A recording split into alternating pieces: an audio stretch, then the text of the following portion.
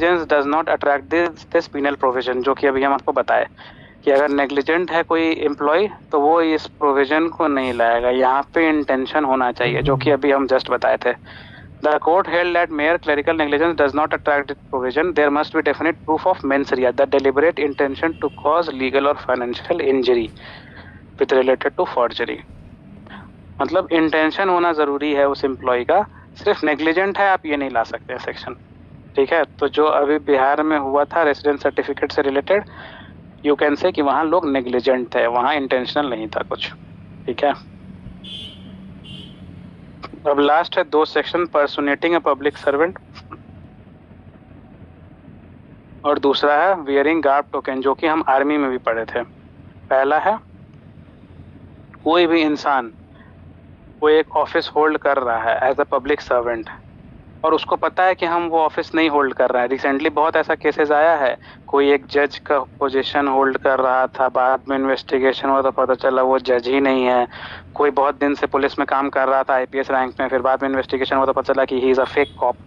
तो ये चीज़ है, तो उसके लिए ये सेक्शन है। ठीक है, कि अगर कोई इंसान पब्लिक सर्वेंट नहीं है लेकिन वो पब्लिक सर्वेंट का ऑफिस होल्ड कर रहा है और उसको पता है कि हम पब्लिक सर्वेंट नहीं है, but he is holding that office and he is assuming the character of the same public servant and attempts to do any act under that office, तो उसके लिए सजा है 6 months maximum, not less than 6 months, but which may extend to 3 years, तो 6 months to 3 years की सजा है उसके लिए। और लास्ट सर, ये गवर्नमेंट स्कूल में जो फेक टीचर्स बन के रहते हैं, जो मतलब किसी और कोई अपना अटेंडेंस बनाने के लिए भेज देता है कि जाओ तुम मेरे बदले पढ़ाओ, तुमको 10,000 रुपया देंगे। पब्लिक सर्वेंट की बात हो रही है। I think teachers are not considered as a public servant. Public servant वो हुए जो गैजेटेड पोस्ट पे होते हैं। ठीक है, professor sir,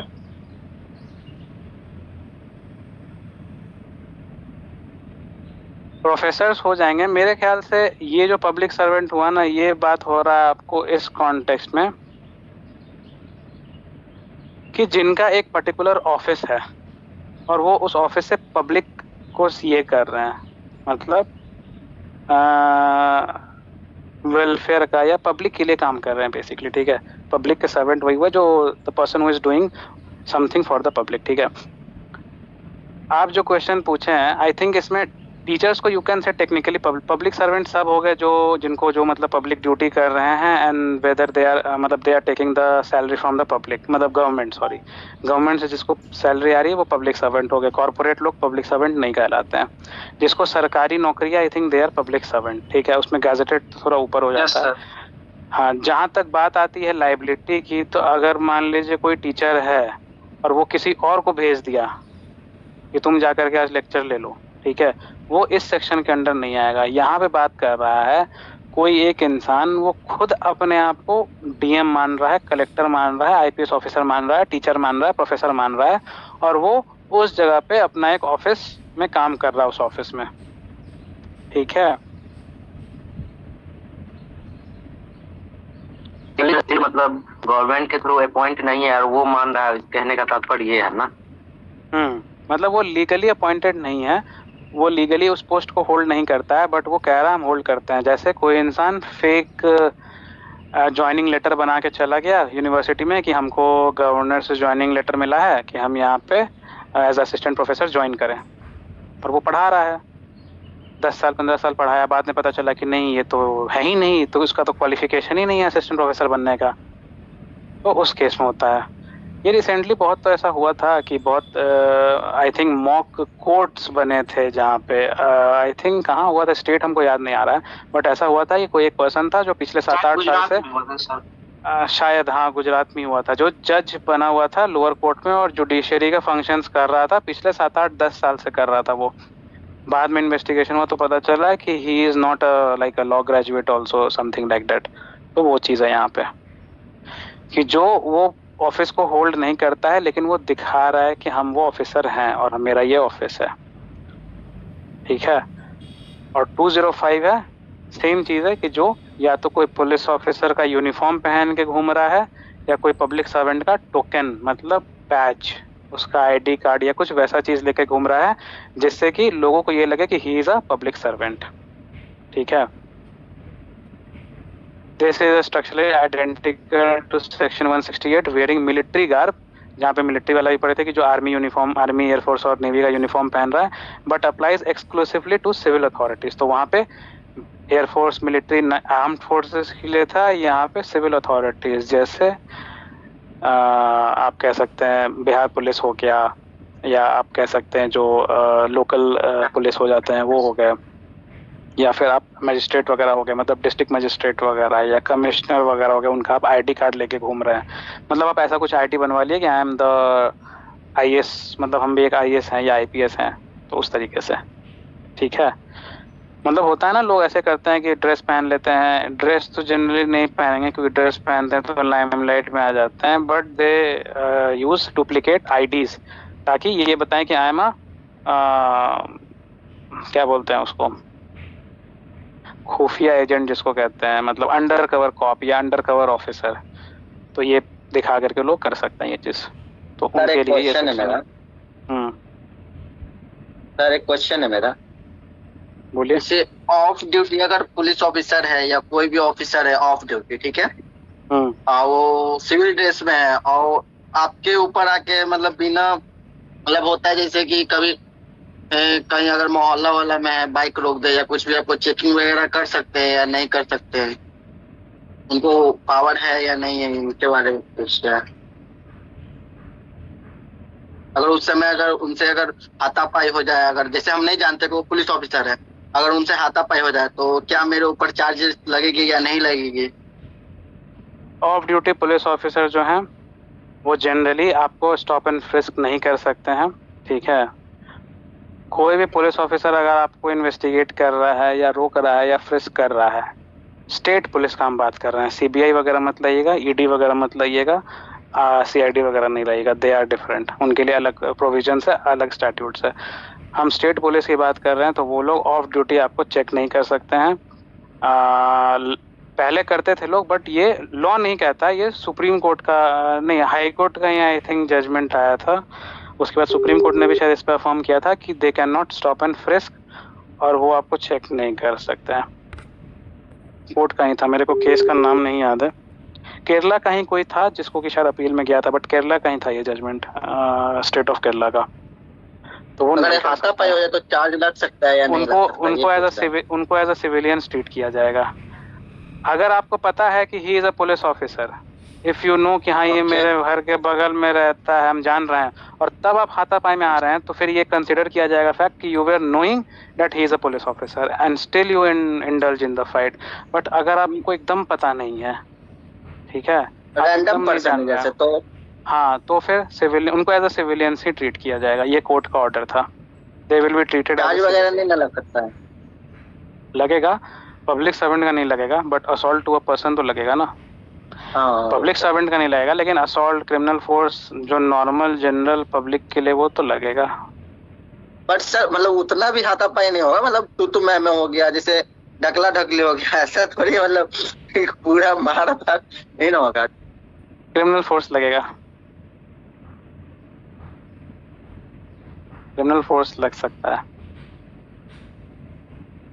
criminal force on a public servant नहीं लगेगा, बट क्रिमिनल फोर्स तो सिंपल लग सकता है। ठीक है,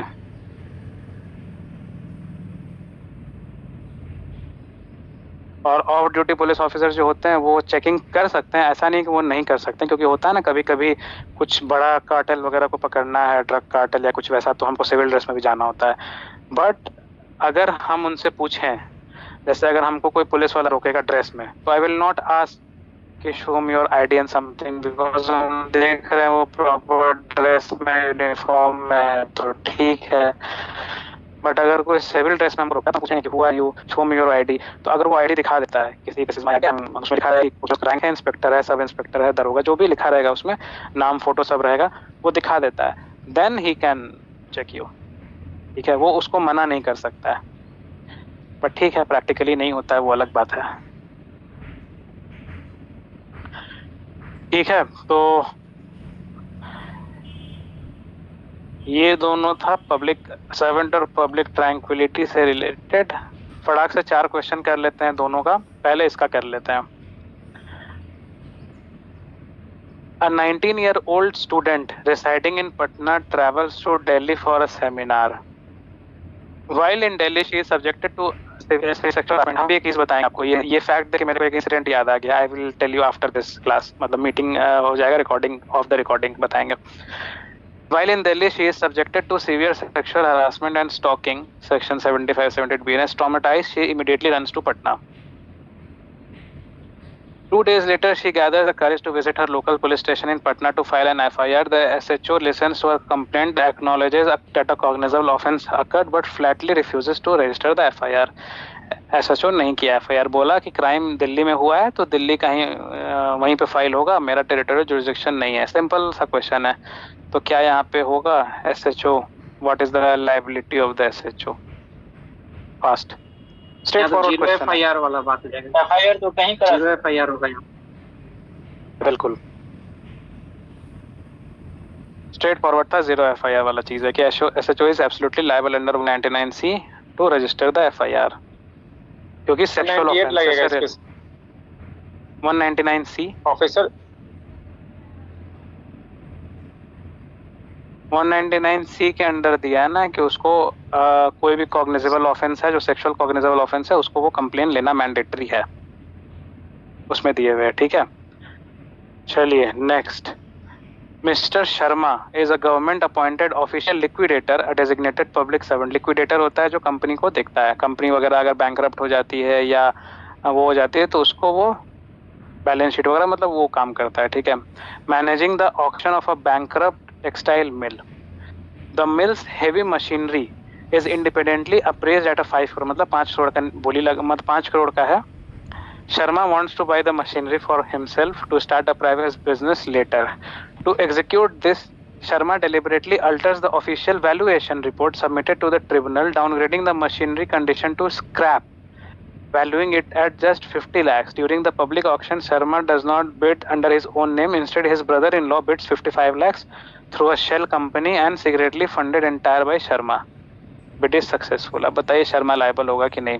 बेसिकली शर्मा जो है वो ऑफिशियल लिक्विडेटर है, उसको गवर्नमेंट ने अपॉइंट किया है कि एक कंपनी टेक्सटाइल मिल है, उसमें मशीनरी वगैरह मशीन्स वगैरह है, वो बैंकरप्ट हो गई है तो आप उसको बेचिए, जिसका कि प्राइस 5 करोड़ है मार्केट प्राइस. लेकिन शर्मा क्या किया, उसको इंस्पेक्ट किया, जांचा वाचा और बोला कि नहीं मशीन बहुत खराब है, सड़ गया है, ये है, डैमेज है, इसका 50 लाख से ज़्यादा नहीं मिलेगा, तो 50 लाख रखिए इसका, क्योंकि उसको खुद खरीदना था ये.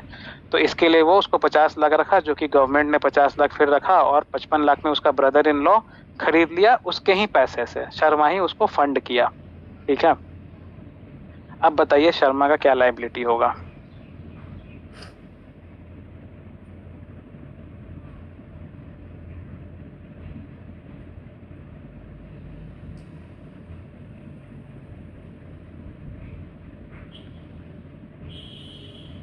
यहाँ पे 2 सेक्शन लगेगा. क्या? सेक्शन 203. ठीक है, करेक्ट. एक और सेक्शन लगेगा यहाँ पे. 202 भी तो लग सकता है सर. 02 नहीं लगना चाहिए.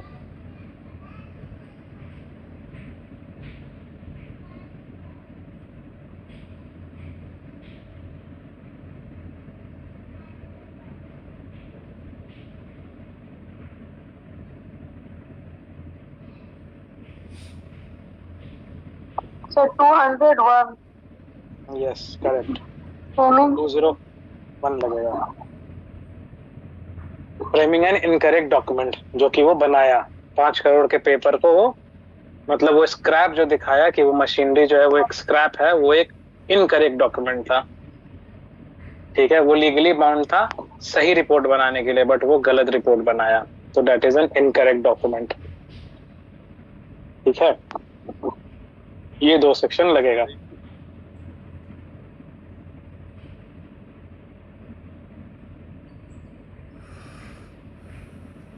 अब उसका भी कर लेते हैं 2 क्वेश्चन.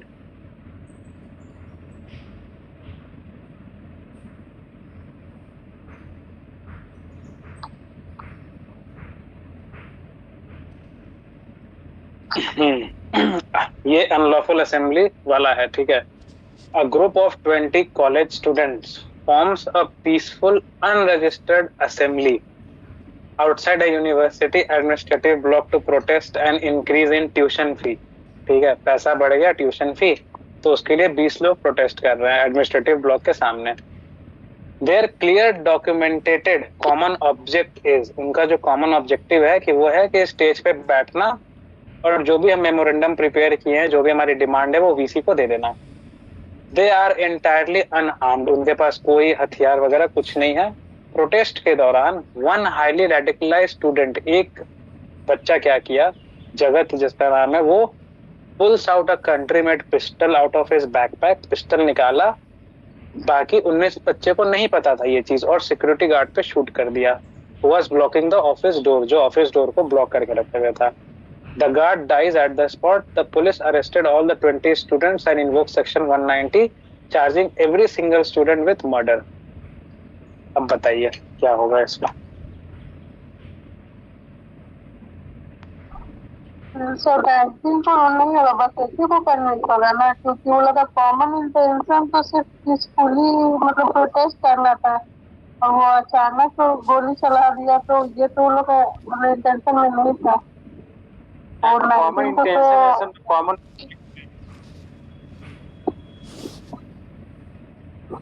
190 लगेगा सर. अब आप लोग को लगता है कॉमन ऑब्जेक्टिव और कॉमन इंटेंशन समझ में आ रहा है.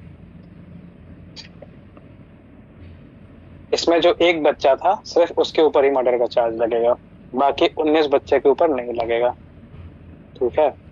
The scenario precisely tests the two prongs of section 190 constructive liability. For joint liability to apply, the offence must either be committed in prosecution of the common object or it must be an offence under the members knew to be likely to be committed. जो कि सारे बच्चे को पता था कि किसी के पास गन नहीं, वो 19 बच्चे को तो पता था, नहीं पता था ना कि वो गन लेके आया है, उनको तो ये चीज नहीं पता था, इसीलिए वो 19 लोग के ऊपर मर्डर का चार्ज नहीं लगेगा. इसमें तो कॉमन इंटेंशन भी नहीं ना है सर? नहीं, हियर कॉमन इंटेंशन सिर्फ पीसफुल प्रोटेस्ट करना था और कुछ नहीं, वो था कॉमन इंटेंशन. वो जो पर्टिकुलर जो लड़का जो किया उसके कॉन्टेक्स्ट में बात कर रहा है. नहीं, वो भी नहीं है, उस केस में नहीं है. Here the common object was a peaceful sitting and handing over a memorandum. Murdering a guard was completely out of the scope of that object. Secondly, because the assembly was explicitly unarmed and formed by students for a fee hike protest, the other members had absolutely no reason to know or anticipate that Jagat was carrying a concealed firearm or would resort to lethal violence. Since there was no prior meeting of minds or foreseeable probability of homicide, the constructive liability under 190 fails for the 19 student. तो ना ही उस 19 बच्चे को ये पता था कि जगत पिस्टल लेके आया है और ना ही उन 19 बच्चे को ये पता था कि ऐसा कुछ होगा, क्योंकि वो लोग अनआर्म्ड थे. उनको तो बस, उनका तो ऑब्जेक्टिव यही था कि हमको बैठना है और मेमोरेंडम देना है बस. तो इसीलिए सिर्फ जगत ही लायबल है मर्डर के लिए. और सर वो 19 भी लायबल हो जाता अगर उन लोग को पता रहता कि जगत के पास गन है तो? हाँ, अगर उनको पता होता कि जगत के पास गन है, जगत अगर दिखा दिया होता कि I am carrying a gun, वो बोल देता कि चलो चलो मेरे पास गन हुई है, कुछ होगा तो हम देख लेंगे, तो फिर सबके ऊपर लग जाता, क्योंकि उनको फिर ये फोर्सेबल, ये प्रोबेबिलिटी हो जाता कि हाँ कोई मर सकता है. ठीक है, तो फिर लग जाता, बट उनको नहीं पता था. Basically this was out of syllabus, ये कह सकते हैं समझाने के लिए. ठीक है. नेक्स्ट है प्रोफेसर आनंद, मतलब ऐसे ही दे दिया ये. पब्लिशेस अ satirical legal essay online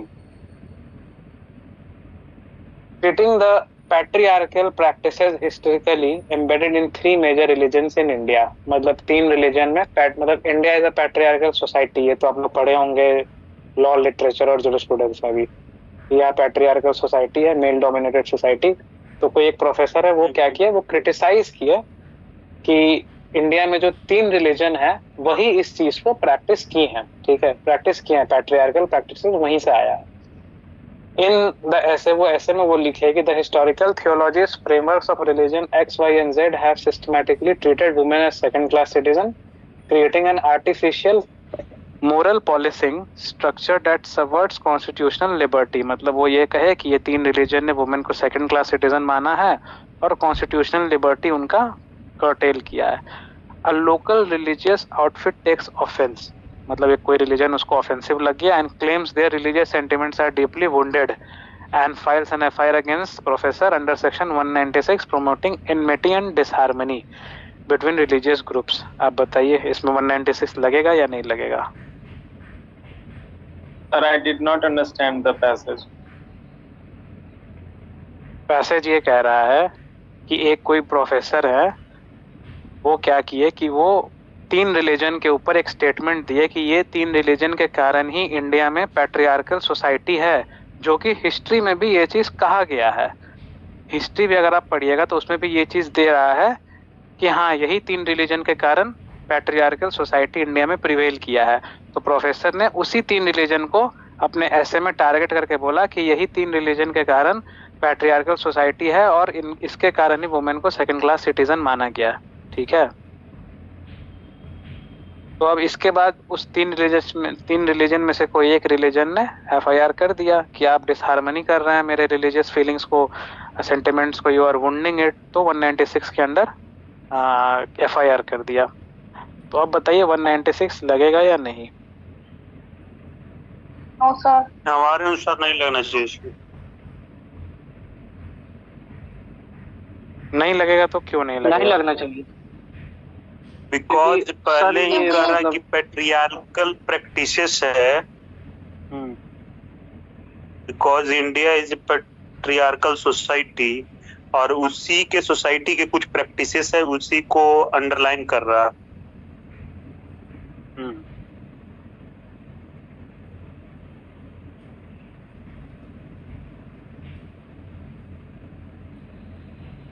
sir मुझे लगता है कि ये बिटवीन रिलीजन की बात नहीं कर रहा है, ये तीनों रिलीजन को एक साथ बोल रहा है। ये नहीं कर रहा है कि ये रिलीजन ज्यादा बेटर है इस वजह ये रिलीजन की वजह से है। नहीं मतलब ये बिटवीन रिलीजन का नहीं, यहाँ पे बस रिलीजन को लगा कि आप मेरे रिलीजन के अकॉर्डिंग कुछ आप ऑफेंसिव चीज बोल दिए। जो बोला ना कि these 3 religions treat women as a second class citizen, तो ये उनको लग गया कि आप कैसे मेरे रिलीजन को ऐसे बोल दिए, तो हमको तकलीफ पहुंचा। वुंड मतलब आई एम डीपली वुंडेड, मतलब हमको तकलीफ लगा, तो इसलिए हम FIR किए। तो ये हिस्ट्री का बात ही दोहराया जा रहा है ना सर, ये थोड़ी ना उनका थॉट है। नहीं, थॉट तो उनका है। इन द ऐसे ही राइट्स, तो उन्होंने लिखा अपने ऐसे में, तो this is his own view, his own thought. यहाँ पे डिफरेंस आपको देखना पड़ेगा कि whether this amounts to a hate speech और नॉट। पढ़ाया था ना फ्री स्पीच और hate speech, Patel case, Baburao Patel case, जिसमें कोर्ट ने देखा था ये तो कि क्या एक चिंगारी आग लगा सकती है कि नहीं। भी तो सर अमीश देवगन वाले केस में भी तो सुप्रीम कोर्ट ने यही हेट स्पीच को डिस्क्राइब किया। तो ये देखना है कि whether this amounts to a hate speech और नॉट। अगर ये हेट स्पीच है तो ये 196 में आएगा, अगर नहीं है तो नहीं आएगा।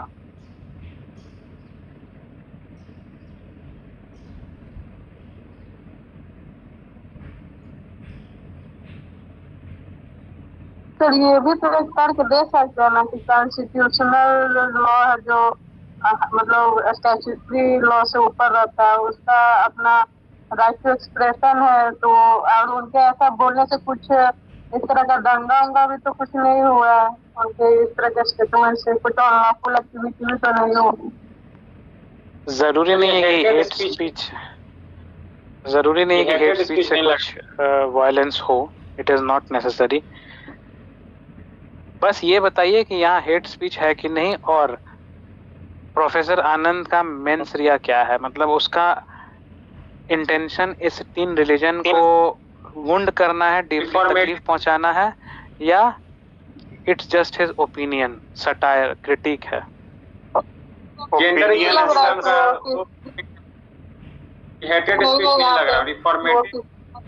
इक्वलिटी का उनका इंटेंशन लग रहा है, मेरे अकॉर्डिंग तो ये नहीं लगना चाहिए। नहीं लगेगा, क्योंकि ये पहला तो हेट स्पीच नहीं है, दूसरा he is not targeting a specific group with bad intention. ना ही वो किसी एक ग्रुप को दूसरे ग्रुप के मतलब दूसरे रिलीजियस ग्रुप के अगेंस्ट इंसाइट कर रहा है। ये खुद वो एक एकेडमिशियन है, तो वो उसका एक अपना पर्सनल क्रिटिक है जो कि 19(1)(a) के अंडर प्रोटेक्टेड है। जस्ट बिकॉज कि ये हिस्ट्री में भी है, क्योंकि यहाँ फर्स्ट लाइन ही कह रहा है पब्लिशर्स ऐसे online critiquing the patriarchal practices historically embedded in 3 religions. तो जहाँ हिस्ट्री, तो ये सच्ची चीज है ना, ये दिस इज अ ट्रुथ। अगर हिस्ट्री में आप जो भी चीज पढ़े हैं तो वो सही है, वो पहले से है। तो अगर आप उस चीज को लेकर के आज कुछ स्टेटमेंट दे रहे हैं तो this is not a hate speech, क्योंकि यू हैव सपोर्टिंग एविडेंस। इसलिए कहा जाता है कि when you right a research paper या आप पब्लिश करते हैं आर्टिकल, तो आप वैसे पेपर लिखिए जो पब्लिश नहीं हुआ है, और जो भी आप पब्लिश करते हैं वो आप पहले जो भी पढ़ते हैं हिस्ट्री में जो भी पढ़ते हैं तो उसके आधार पे आप लिखते हैं। तो यू हैव सपोर्टिंग एविडेंस। तो आप फुटनोट्स बनाते हैं, तो फुटनोट्स में आप डालते हैं कि सोर्स क्या है आपका। अगर हम कोई फैक्ट डाल रहे हैं तो उसका हमको सोर्स देना पड़ेगा कि from where I am giving this fact, this statement. ठीक है, एनसीआरबी के डेटा से अगर हम फैक्ट्स निकाल रहे हैं कि वुमेन के अगेंस्ट इतने ऑफेंसेस हो रहे हैं, तो हम वहाँ का सोर्स दे देंगे कि एनसीआरबी के अगेंस्ट से हम डेटा लिए हैं कि रेप इतना हुआ। फिर हम ये स्टेटमेंट दे रहे हैं, तो उसके बेसिस पे अगर हम ये स्टेटमेंट दे रहे हैं कि the males are become disgruntled in the society, rapes are having, मतलब रेप्स जो है वो इंक्रीज हो रहा है डे बाय डे, तो फिर कोई दिक्कत नहीं है। अब उससे अगर हम किसी को कर दिए और उससे जितने मेल लोग अगर वो भड़क करके मेरे अगेंस्ट केस कर दिए, तो ऐसा थोड़ी है कि मेरे अंदर ये सेक्शन लग जाएगा या कोई भी सेक्शन लगेगा, क्योंकि हम जो भी चीज बोल रहे हैं उसका एक बेसिस है। सर, तो आपने कैंडिडेट ग्रुप में तो बोले थे कि ये जो मेरा प्रोफेसर वो हिस्टोरिकल बैकग्राउंड पे है कि बेसिस पे दे रहा है, आपने वो सर सोसाइटी एक सोशियोलॉजी का चैप्टर है, उसमें मार्जिनलाइजेशन पढ़ा जाता है, उसी में इस पर कमेंट है, उसका फुटनोट्स दे देंगे। दे सकते हैं।